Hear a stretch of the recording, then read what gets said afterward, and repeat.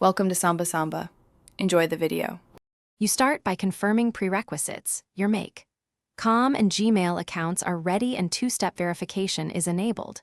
Once done, open Google Cloud to create OAuth credentials and set the OAuth consent screen. Make sure the redirect URI points to make.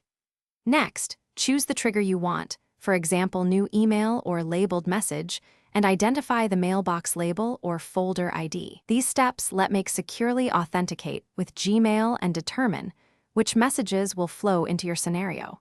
Now you authorize and construct the scenario. In Make, insert the Gmail module and select the trigger or action you need. Click Add to start the OAuth flow.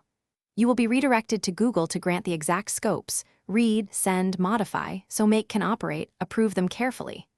Once connected, build the middle. Add parsers for subject/body, filters to limit messages, routers for branching, and transformers to shape data. Test each module step by step to verify data mapping and logic before continuing. Finish by running end-to-end tests and watching Make's execution log for missing fields or parse errors. Once you confirm outputs, schedule or activate the scenario and set appropriate rate limits and timeouts. Add error handlers and retry policies so transient Gmail API errors don't break the flow.